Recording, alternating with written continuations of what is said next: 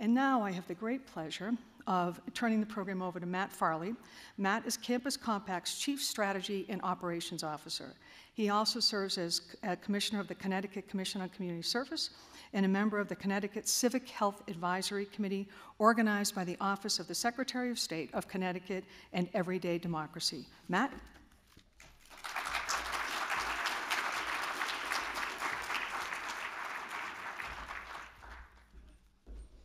Good morning.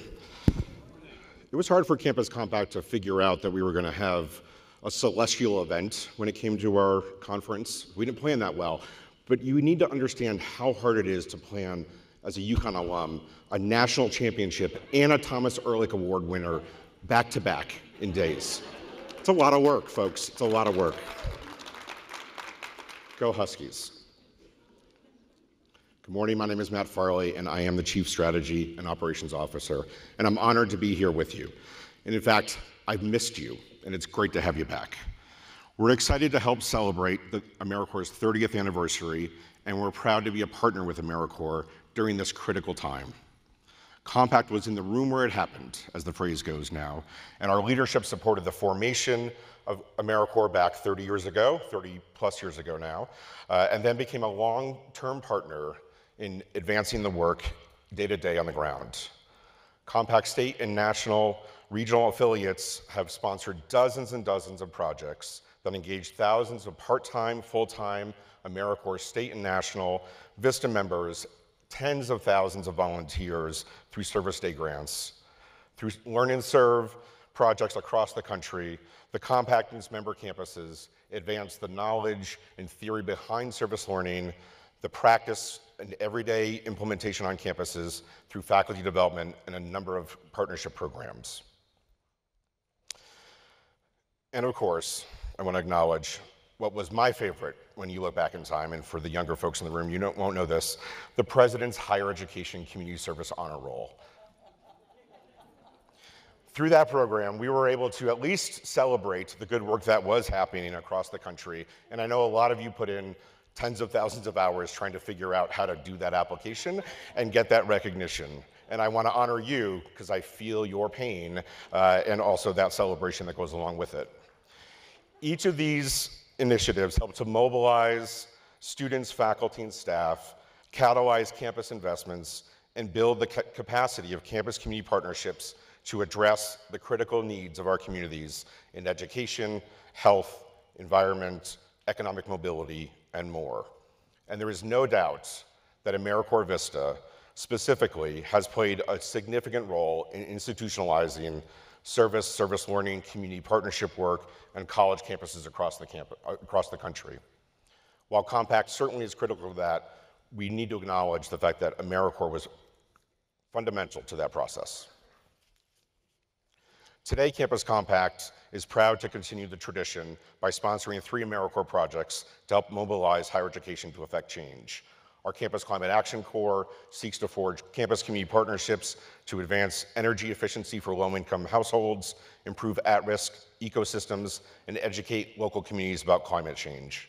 Our College Renaissance Corps activates community college students to be near-peer mentors and educators to individuals and communities to help them get into career and education opportunities to advance family-sustaining wages. And our longest running program is Vista, of course, and we're happy to build capacity to address low-income community needs on and off campus. In addition to being a direct sponsor, we also are proud to sponsor the Higher Education Community Service Network and support America's Service Commission's newly released Higher Education Toolkit. While celebrating America's 30th anniversary, we can reference key legislation, initiatives, and projects. It's also an opportunity to consider the people who have advanced the call to service and answered that call. In that spirit, I'd like to share a bit about the effort that we're doing related to our campus exhibits for national service. Over the past year, we partnered with the National Museum and Center for Service to launch the Campus Museums of Service Design Project, which focuses on recognizing, elevating, and celebrating the students, faculty, staff, and alumni and community partners who are working together to affect change. The simple goal is to inspire more people to do it. The design team, made up of colleagues from across the country, are developing a toolkit with open source resources which will help to advance your knowledge and ability to do exhibitions on campus and in your communities. If you haven't had a chance to visit our exhibit, these are the pull-up banners that are outside of this space and upstairs to tell the stories of a couple of key campuses here in Colorado and then also of our design team. We've also, given the AmeriCorps anniversary, invited our partners from Serve Colorado, the local commission, to highlight some of their work that they're doing here. So please take the time to review that. You can also participate in this storytelling effort during the conference by sharing a story of how you and others from your campus are meeting the moment.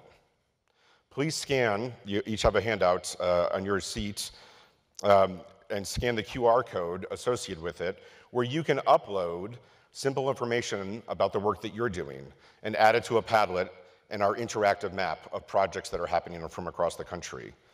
We will then help to amplify those stories in the long run through the Compact's work. The goal is to inspire others, and sometimes it really just needs to see something in front of you and say, I can do that. Our campus has something like that. Let's check that out. I'd also like to take an opportunity to thank our design team members and partners at the National Museum and Center for Service. Would the members of the design team who are in the room and the museum leadership please stand if you're out there? Please stand. There we are, a couple of them, yeah.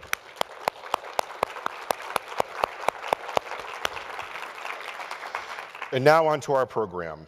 Everyone has bios in the app. We want to encourage you to do that. But I want to first start with our panelists. Janine Davison is the president of Metropolitan State University of Denver. She's a national thought leader in higher education on topics such as public service, U.S. foreign policy, and national security. Previously, she served as the 32nd Undersecretary of the U.S. Navy and was a member of the National Commission on Military, National, and Public Service. J.R. LaPlante is the Associate Vice President for the WAKINI Initiative at South Dakota State University.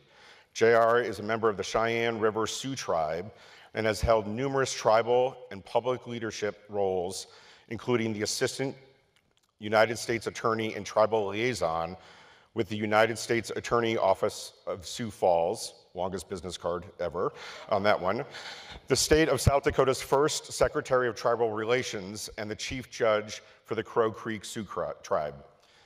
Eric Lugo, my new friend, my new best friend, I feel like, these days, he has multiple hats, and he's going to represent that here in the panel. He's the senior advisor for City Colleges in Chicago, supporting systems innovation and economic mobility agenda. And in 2022, Eric became the national director of Campus Compact's College Renaissance Corps and its founder. He's a leader in building higher education's partnerships with corporate, community, and civic organizations. The other night I was telling a story to my colleagues about, I came out here 25-ish years ago to interview a job at Fort Lewis College in Durango, Colorado. I showed up to that job as a resident of Connecticut, as Connecticut people do, with a suit on. Not totally uncommon in my world. And I was sharing that as the person was coming in, or leading me into my presentation, and as higher ed knows, it was a 2-day interview process to be a hall director, and had to do like a 2-hour presentation. The gentleman who was walking me into the door and bringing me up to the stage, it was literally on a stage, said to me, "Oh, you're wearing a suit. People here won't trust you because they're going to think you're for the government." I got the job, but that presentation was not my strongest. 25 years later, I am so happy to return to Colorado from the Northeast, still wearing a jacket and tie and trying to earn people's trust every day. But I want to be clear, our next speaker, Michael Smith, is definitely from the government.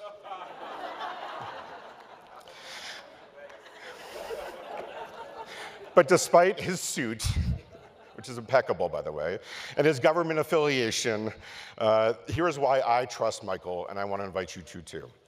Michael is dedicated his whole career to social justice by reducing barriers and expanding opportunities for children and families in underserved communities. He's a product of the Boys and Girls Club of Springfield, Mass. He designed and led My Brother's Keepers initiative and was director of the Youth Opportunity Programs at the Obama Foundation. And in 2021, Michael began serving as the CEO of AmeriCorps. Please welcome Michael Smith.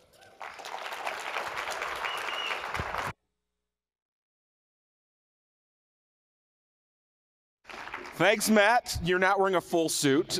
You've got comfortable shoes, so there's progress and evolution. You can tell I'm from the government because there's a flag in my photo. So I am from the government and I am here to help you. But how's everybody doing this morning?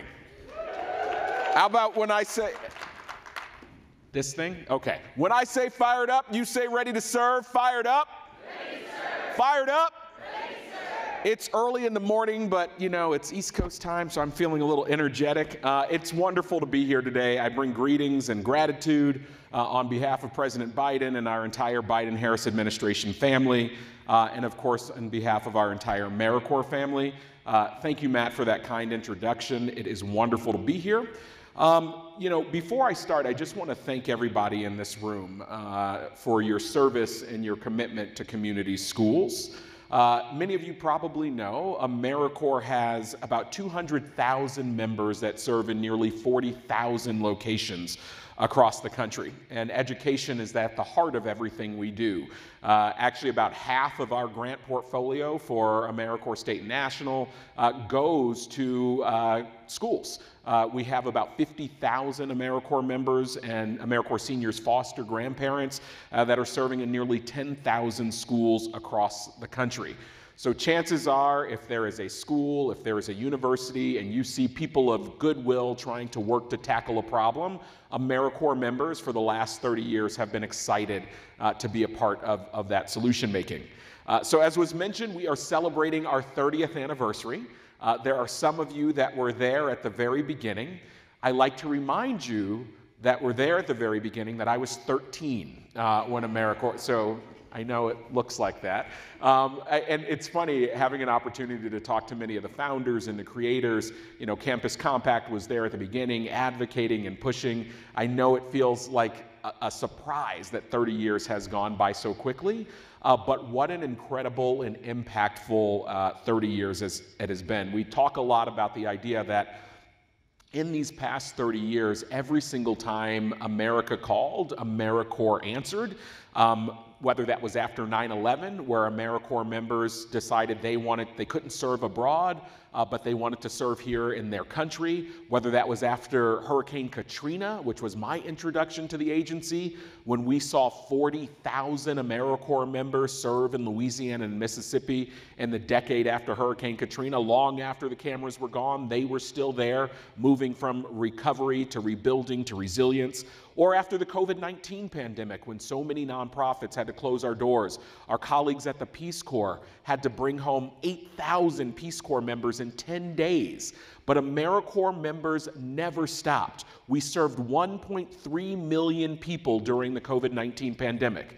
When teachers had to figure out that Zoom thing, AmeriCorps members were right there. When food banks were overwhelmed, AmeriCorps members were right there. When doctors and hospital administrators said, we have to serve the sick, we can't also run these testing and vaccination lines, AmeriCorps members were right there. And schools, when I think about the work of schools, schools need people power. And I think that's what we at AmeriCorps do best. The first thing we do is we put AmeriCorps members and volunteers on the ground to expand the impact of local organizations. But we also invest in members who serve so that they can build great careers. And that's what all of you are doing. Campus Compact and AmeriCorps are long-term partners, as Matt so well articulated, in educating citizens and building communities.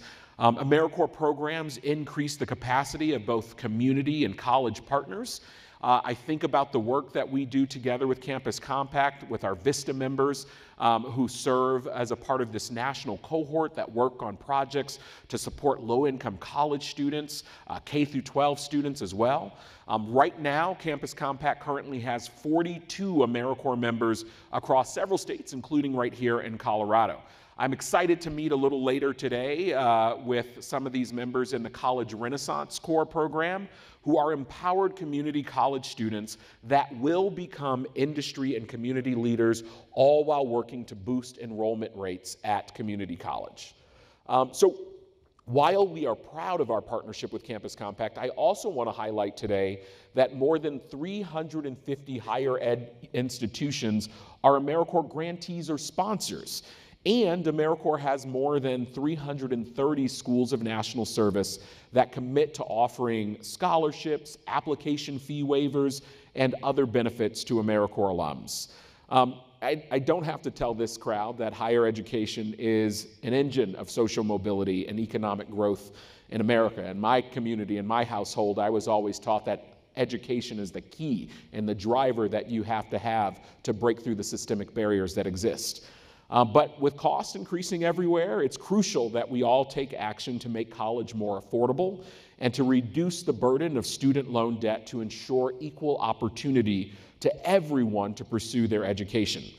You all know, who have been a part of AmeriCorps, that AmeriCorps increases college access and affordability by providing support for post-secondary education in return for service to the nation. The fundamental idea of AmeriCorps, much like the GI Bill, is an educational opportunity in exchange for service to country, and AmeriCorps service is service to country. Since AmeriCorps' inception, our more than 1.3 million alum have earned nearly $5 billion in Eli Segal AmeriCorps Education Awards.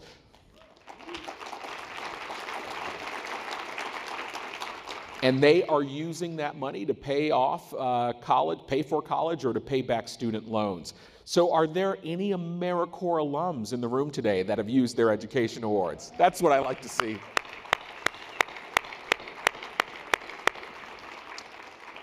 I'm also proud that since AmeriCorps, and I want to myth bust, you all who work with AmeriCorps realize that, but there are some people that think AmeriCorps is this program for rich, affluent white kids who want to take a gap year. That's not true. AmeriCorps is as or more diverse ethnically than the nation, and about 40% of AmeriCorps members come from low-income backgrounds. So that means AmeriCorps has not only created opportunities for so many folks from underserved communities, but we've helped them get through college with less debt as well. I'm also proud that AmeriCorps' investments in HBCUs has grown. We've awarded tens of millions of dollars to HBCUs, and last year we increased that investment by 60%. That's worth clapping. This is my clapping corner. Bill Basil, the former director of AmeriCorps, is over here, so he's clapping really, really hard, and Congressman Baird. So thank you for leading the clapping. One of the things I love hearing from our members and volunteers is how service has opened doors for them to learn new skills and build social capital. And while meeting critical community needs, AmeriCorps members get training, they get hands-on experience and skills that jumpstart their careers. We often see members who start off working at an education program, working in a food bank, working in a climate corps, and just a few years later, sometimes not even a few years, they are running those organizations. They have become principals and teachers and superintendents. They're running policy organizations. They're leading food banks. They're working for a member of Congress to draft legislation on climate, hunger, homelessness, and other systemic issues. I remember being in Maine last year, and I met an AmeriCorps alum from City Year, and she told me that she was first in her family to graduate high school. She went through City Year, it changed her life, and she was now working for a member of the state legislature, working on policy to make sure more kids like her could go through college. That's the transformation that AmeriCorps brings. AmeriCorps alum are also much more likely to end up in the nonprofit, social services, or public sector jobs. They're more likely to vote. They're more civically engaged. And so what we see all the time is AmeriCorps is that path from charity to justice. It's not a nice thing. It's not a cute thing. It is a transformative thing. It is critical to the American democracy thriving. And so often we see that a year of service, 2 years of service becomes a lifetime of social action and civic engagement. And I think about the idea that in a world where so many people are being torn further and further apart, that our problems are sometimes eclipsing our promise, AmeriCorps is bringing people together. You know, I meet with folks and colleagues in Washington that are really down, and they're worried about the state of the democracy, and they're worried about where we're going. And I tell them, you know what, you should come and travel with me. Because when you travel with AmeriCorps, you get to see America at its very best. You get to see folks that are dealing with their own challenges, their own burdens, their own barriers. I think about the native reservation that I went to in New Mexico in the Pueblos, where a family had about 4 generations living in one house. They had one car where they were driving people 1 hour away to go work. They welcomed us in. They were now 3 generations of AmeriCorps members. They made sure that we had cookies and fruit, and they wanted to tell the stories about how they were thriving. I think about the veteran that I met when I was in Fort Myers, Florida. After the hurricane that hit that community, someone came up to me afterwards and said, you know, we were thinking about closing this down. We were telling them to take our house, let it go. And then I saw AmeriCorps members come in, rebuilding, and it gave me hope, and I said I wanted to stay. You see people in red hats and blue hats coming together and seeing each other's humanity through the power of service, and that's why I'm so excited about what service can do. And we talked about the idea with AmeriCorps, and we heard your chair say, this can't be just a moment, but it's a movement. And we see a thriving and growing movement. So as you go back to your campuses to digest all of the ideas that are brought up in this conference, I encourage you to do a few different things. One, look to AmeriCorps as a partner and a resource. And here are some things you can do. Consider applying for an AmeriCorps grant to support a campus-based project to meet education, public health, economic, or other needs in your community. Think about joining our partnership, the National Partnership for Student Success's Higher Education Coalition, which is an initiative that we co-lead with the Department of Education to recruit 250,000 new tutors, mentors, and coaches to support our students that have been struggling since the pandemic and to support our teachers as well. And I am actually really happy to report that we're actually already 180,000 new tutors, mentors, and coaches to our 250,000 goal. So join us in that effort. And the other thing that you can do is you can strengthen your diversity recruitment by becoming a school of national service. As I mentioned earlier, we've got about 330 colleges and universities that have become schools of national service that offer scholarships, credits, matching funding, or other incentives because they believe in AmeriCorps members as valuable assets to any institutions. They have strong civic attitudes, they have bridging skills, they have leadership abilities and a commitment to service. And to give you a couple examples, I think about the Texas A&M Bush School. Is anyone here from the Texas A&M Bush School?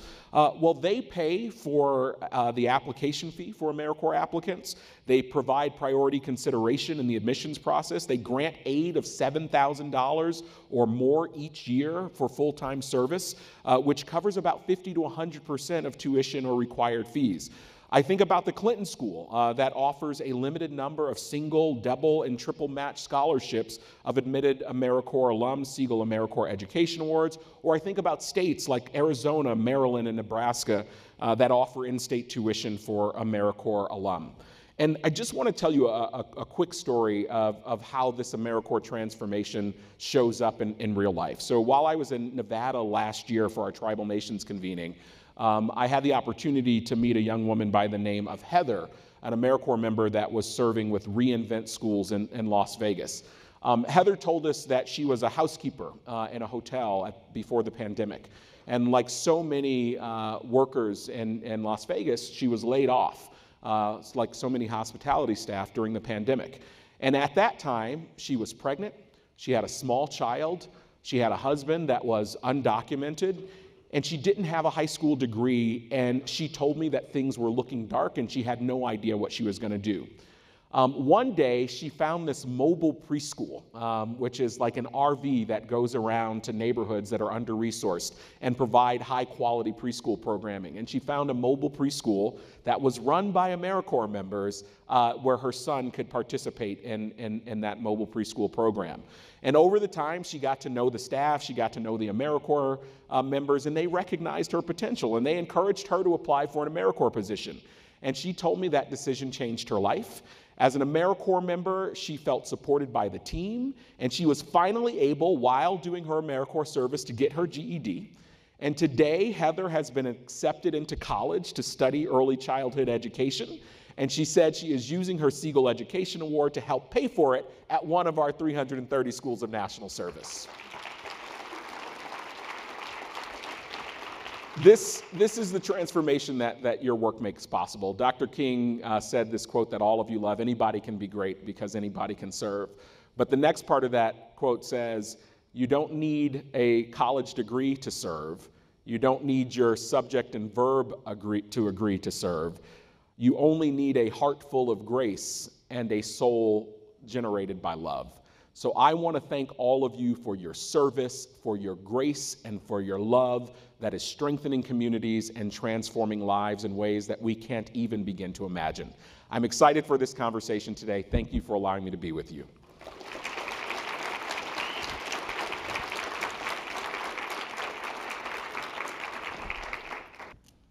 We're excited to continue the conversation. We have a few minutes before our first workshop block, and we want to really dig into thinking about, Michael did a great job of setting the stage of where we've been with national service and some of the things that we're driving forward.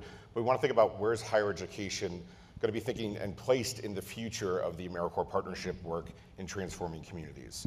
So we're going to touch on a number of different topics, but I'm hoping we can start a little bit with, briefly, if each of our panelists could tell us a little bit about, very briefly, the role of public service that you've had in your career, how it's influenced you, and what you're seeing as kind of like the big salient priority for you based on your role. So, Janine, do you mind going first? Sure, no problem. Well, first of all, fantastic opening remarks by Mr. Smith here. I'm completely motivated and inspired, and you're going to have to come back to Denver. Public service is sort of in the Davidson DNA. I'm a Navy brat. My dad was in the Navy. It was always sort of something that I thought about. A lot of my other relatives do things in the community. So my journey was, I went to college on an Air Force ROTC scholarship. So I saw the power of, that sort of promise, education, payback with service, which is what I did as an Air Force pilot. But I never really just got out of it. I ended up also serving in the Obama administration. In the Pentagon, doing various things. And now here I am. That's what you say when you serve it. Doing various things. Various things. Thank you for those things. Thank you. Undersecretary of the Navy, yeah. So. But here I am as a university president, and I'm in my 7th year, and after having served on the commission, which we can talk about a little bit if you want, this idea of public service is super important to me. We are at an access institution where it's an HSI, which I would love a lot more focus on the Hispanic serving institutions.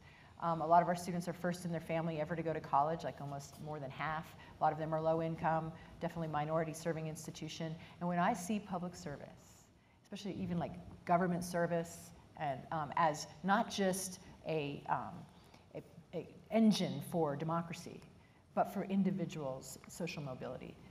These are fabulous jobs, but they're also fabulous skill builders and they're community builders. And so we've started an Institute for Public Service where we're focused on a lot of those things, one of which is internships for students that, frankly, can't afford to do it for free. And a lot of these service-oriented organizations don't pay interns. So we raise the money, we send them out there, and do a lot of other things to promote the idea of service for the next generation. Great, thank you. Yeah, I think for me, it really started pretty young. I grew up in a multi-generational household, practically raised by my grandparents, just right there by my side with my parents. And so, in high school, when it was time to get a job, it was like the retirement center down the street was this place I found an opportunity, and I learned a lot of patience there, but also like having a house with grandparents really active, being able to work with other elderly and kind of find ways to support them as they were, on their life journey was really, I think, a special moment for me. In college, I found that I learned actually after getting into the University of Illinois that my aunt was one of the first 40 Latinos recruited to the University of Illinois under an initiative called Project 500, where 500 African Americans recruited, and under the kind of radar, about 40 Latinos were brought in. It's one day I was in the center and our Latino Studies Center, and I saw her name on the bottom of a mural, and I was like, oh my God, like I didn't know this. No wonder why she wanted me to go here so bad. And that kind of just transitioned me into this really thinking a lot about student life and student experience on campus. So I got pretty active there. Once I graduated, it was like that was it. You go into your profession, and I was pursuing a career in marketing and advertising, and it just like felt something missing. And that's when really AmeriCorps reshaped my whole career. I literally, I think I mentioned this to Michael when he was in Chicago not too long ago. Prior to Google, there was Ask Jeeves. I probably don't, look that old, but I literally asked Jeeves about Latino internships in Chicago. And an AmeriCorps opportunity came up at an organization called Instituto de Progreso Latino, a nonprofit on the southwest side of the city. And not knowing what AmeriCorps was, I applied thinking I was getting into an internship. And that just set me forward. I did citizenship tutoring, I did some PR work for the organization, and transitioned into leading development and helping shift the organization from a $5 million to a $12 million organization. And at that point I was hooked. Got connected to various leaders, spent some time in philanthropy, shifted into community college, and that's where I once again kind of saw this great potential that these community college students have and ways in which service can activate them.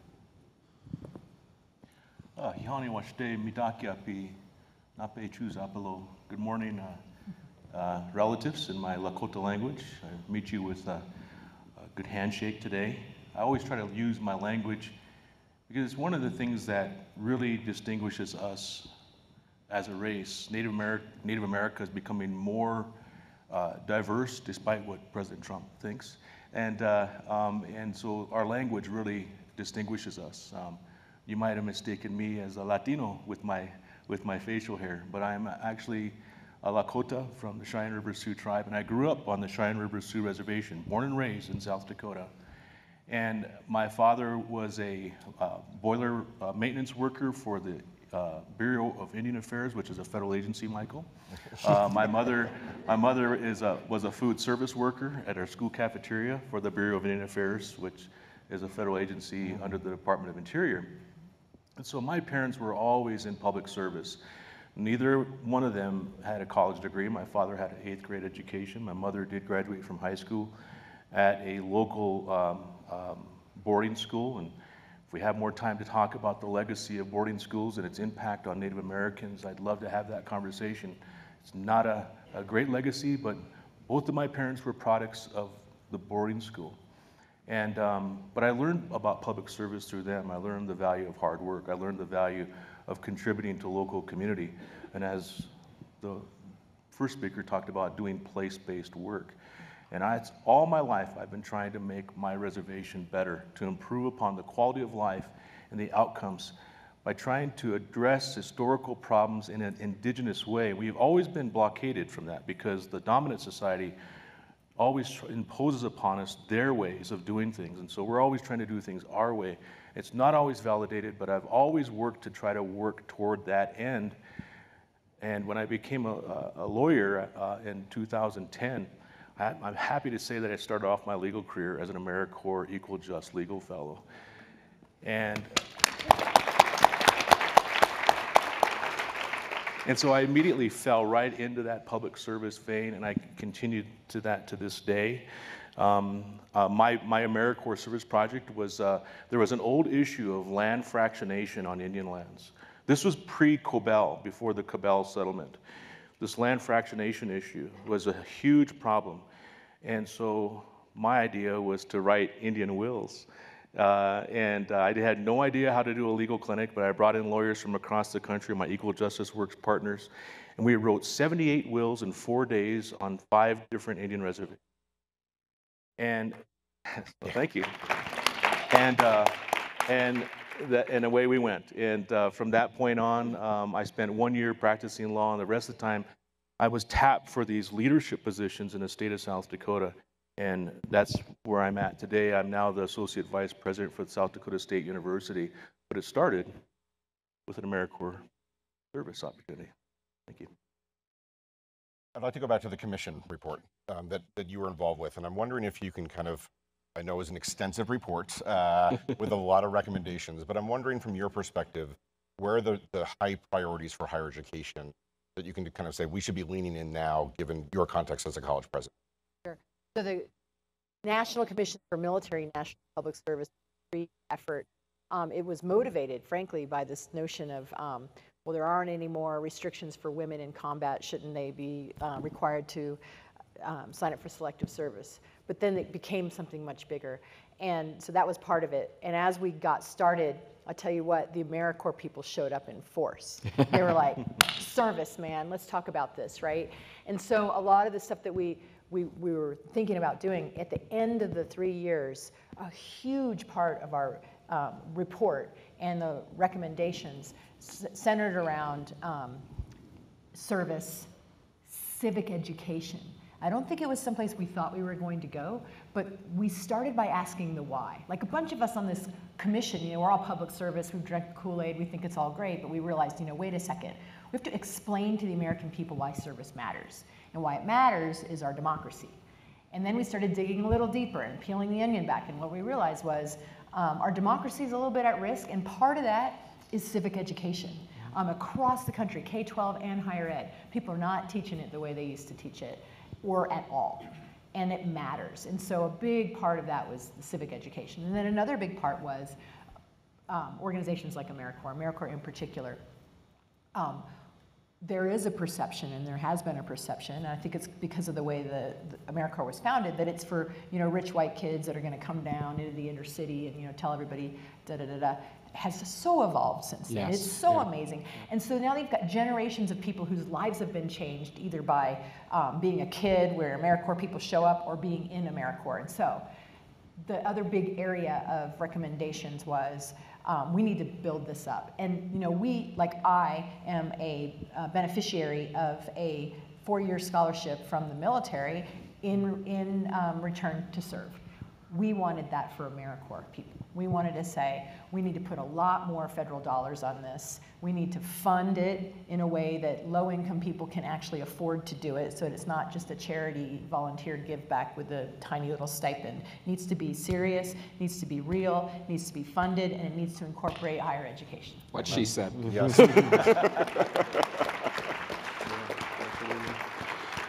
JR, I know you and I had a very spirited conversation in preparation for this about kind of the work that you're doing, and I'm wondering if you could... Oh, is that what we're calling it? You can call it. I'm wondering if you could share a little bit more about, from the kind of tribal communities' priorities, and where you think between higher education, tribal communities, and AmeriCorps, there's some opportunities for us to dig in deeper. Well, absolutely, and I think higher education, for the most part in America, has failed Indian country. We've tried to put a round peg in a square hole, and it just doesn't work. And so in a way, you're kind of witnessing history here today, because by my presence here and other AmeriCorps meetings, we are creating this intersection between land-grant universities, South Dakota State University, and AmeriCorps. Thank you. And I intend to go back to South Dakota State University and make a recommendation that we incorporate AmeriCorps as a part of our culture and the way that we're doing things. This public service component, this workforce development component is so critical for American Indians, because our communities have been historically ignored and disinvested by society, and this creates an opportunity for us to work with our students, plant students in our communities as volunteers, and create these partnerships between our land-grant university and our tribal colleges universities. We have 9 federally recognized tribes in the state of South Dakota, and we are situated very uniquely at SDSU. SDSU was created as a result of lands that were divested from the Lakota Nation and given to our university to create this public university, and yet we've not invested those monies historically in our tribal communities.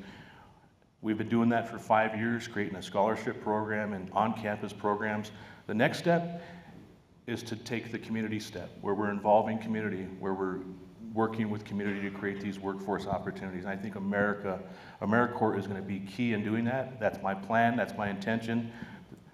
And so you heard it here today for the first time. Okay. We're all your accountability buddies now to make this happen. Yes. And your partners, so invite us in. Yeah, the partners is what I'm going to focus on. I want to shift, you mentioned workforce, so I want to kind of shift the conversation to thinking about the intersection with career and workforce development and AmeriCorps and higher education.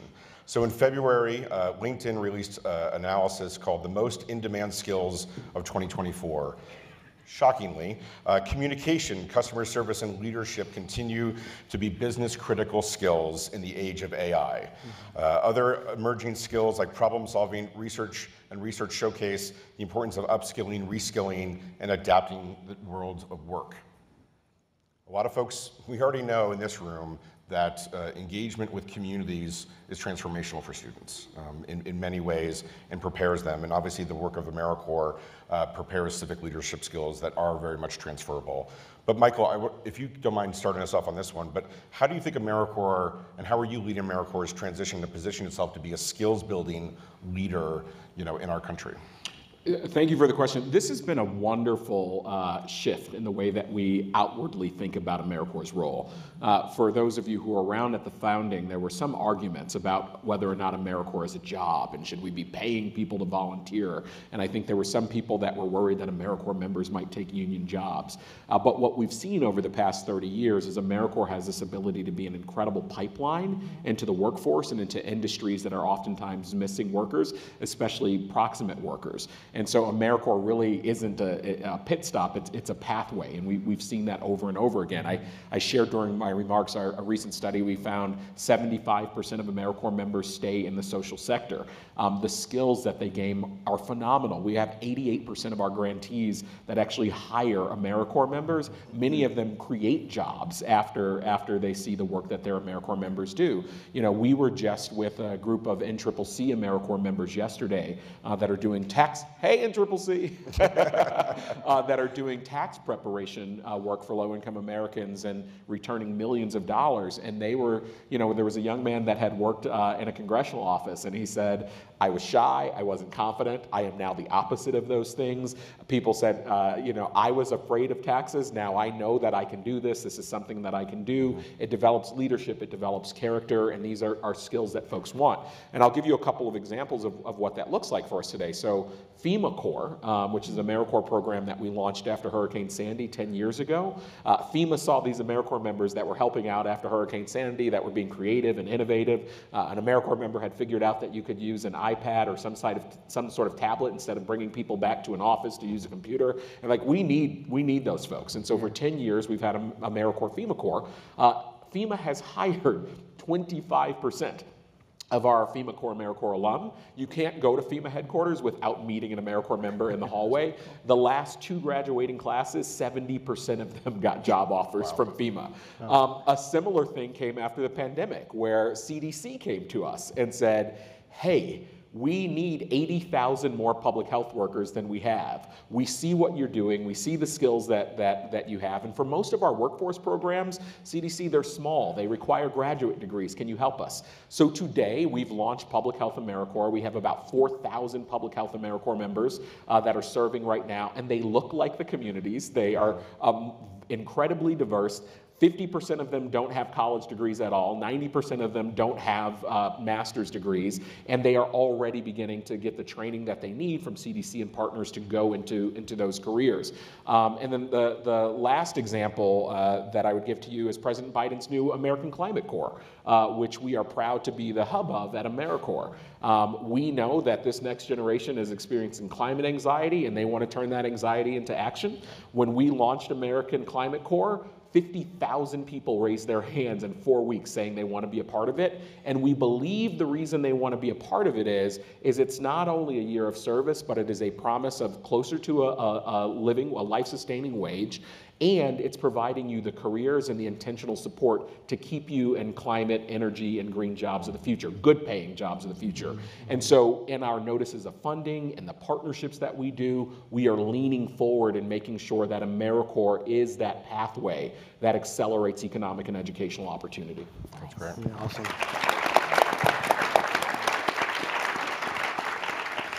Eric, I know you've been thinking about this a lot and putting a lot of time and energy into it. I'm wondering if you can kind of, wearing both hats between your community college role and obviously your CR Corps director role, share a little bit about what you think the opportunities are.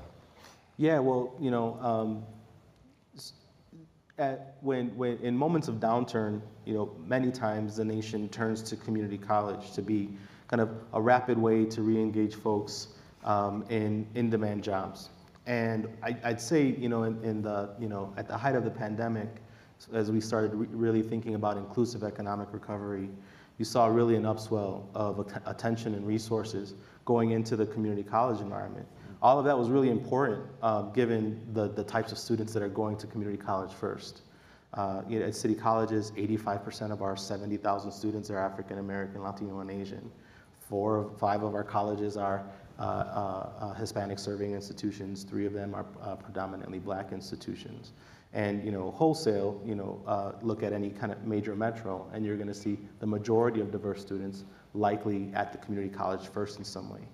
And so, the resources flowing in was really, really critical. But at the same time, there's, I think, a dilemma between what's the community college purpose. Is it, meant to be kind of that transition space to the 4U university, or is it meant to be kind of that environment that's kind of moving people into the technical professions? And as a leader, what we saw is, yes, as a leader in the community college environment, yes, we saw a downturn in enrollment. But as things are now reshifting, we're seeing really high upticks. One of the challenges, though, is if the narrative is around inclusive economic mobility, and we see incredible shortages in education, in manufacturing, in technology, in healthcare, the places where we're positioned to do that work, they aren't growing as fast as the general enrollment in the community college landscape. And this is where just me as an individual and as a former AmeriCorps member started really thinking about, well, where and how can AmeriCorps show up differently in partnership with community colleges? The other component of that is the increased attention around apprenticeship and efforts that are going to connect students, and in particular diverse students, to work-based learning and kind of the intentional industry and social capital needed to move up in the workforce. And I always share this story because when I first came over to City Colleges, I was the Executive Vice Chancellor and Chief of Staff there. And as part of our learning tour, we were meeting with a number of industry business executives in Chicago, the Chancellor and I. And we sat down with the Midwest leader of a major technology company who had about 10 apprentices from City Colleges. And this leader wanted to do a showcase of what the students were producing for the company. And one of the students showcased his the Salesforce platform that he developed for the company. And I was like, wow, but I don't really know Salesforce. So, it looked great, but I couldn't really translate what it meant. And the executive stopped me and said, you both need to understand what this is. This student, who was about to get his associate's degree in computer information technology from Wright College, literally redesigned my entire sales platform. We have gone from being number 5 to number 1 in sales production for the company as a result of my ability to utilize this to keep my sales managers and others accountable to our goals. And the moment kind of clicked for me that what these students can do with just a little bit of opportunity and a little bit of motivation, right? And so, translating that to CR Corps, essentially what we've been working on is deliberately engaging with community colleges. We're launched in Houston with the Houston Community College. We're also engaged out here in Denver with Arapahoe Community College and Community College of Denver. And our goal is, 1, we believe these students are part of the solutions in their community.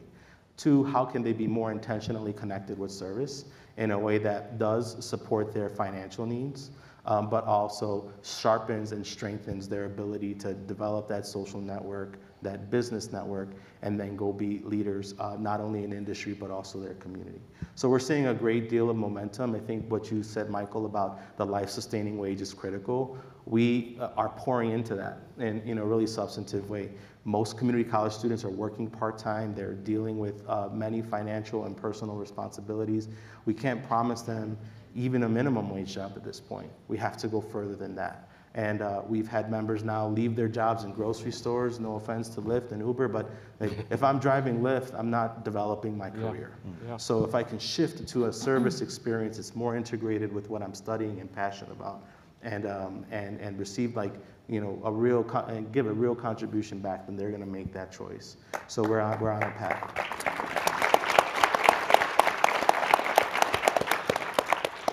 Michael, we've got 60 seconds, which is not your perfect time frame, I know, but... he just keeps coming for me. I'm not coming back. You're so good at it, though. I just love it. I'm wondering if you can kind of briefly kind of give us a closing thought about how you're thinking about kind of what's next for AmeriCorps, the big thoughts, the democracy integration with workforce, bridging work, what's a charge to us, I guess?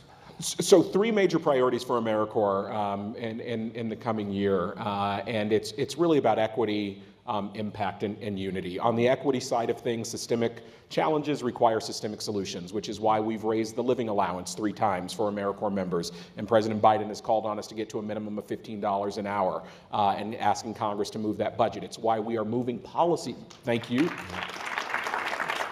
I grew up poor. Like I remember going to the welfare office. We called it welfare at that time with my mother. And if I would have told my mother after she struggled, my single parent mom who struggled to get me through college, if I would have told her I was going to join this AmeriCorps thing where I had to go sign up for food stamps, she would have thrown me out of the house. And so we need to make sure there is dignity in service, and we need to make sure you can eat and you can live when you serve. And so that's why we're doing that. That's why we're making policy changes. The president's called on Congress to eliminate the tax on the education award, which is stupid. Yes. And right here in Colorado, Governor Polis has called on it to happen at the state, and I hope they will get there first, and other states will follow in the footsteps. Or we've called to remove the drug conviction bar for education awards, because we should be a second chance society. On the impact side of things, important that AmeriCorps, when an AmeriCorps member shows up, that there is evidence that they are going to have an impact on your community, but also balancing that pathway between innovation and evidence. And so, for instance, at our Tribal Nations convening, I heard from our tribal communities who gets to decide what the evidence is. And that pierced me, and we are thinking about that a lot. 70% of AmeriCorps programs right now have strong or moderate levels of evidence. And on the unity side, I'm proud of the work that we're doing together with Campus Compact and Service Year Alliance on providing bridge building training for AmeriCorps members. If that goes well, we can expand it. We are running President Biden's United We Serve campaign. We have a new research coalition that is helping us to better understand why is it something special about when people serve, they can see each other's humanity, and how do we proliferate that? And we're studying some of the work that's happening out there, for instance, in programs like the Selma Center for Truth, Nonviolence, and Reconciliation, where they're using AmeriCorps members to bring people together, because we really do think we can be a part of the solution to unite Americans through service. Absolutely. Thank you so much.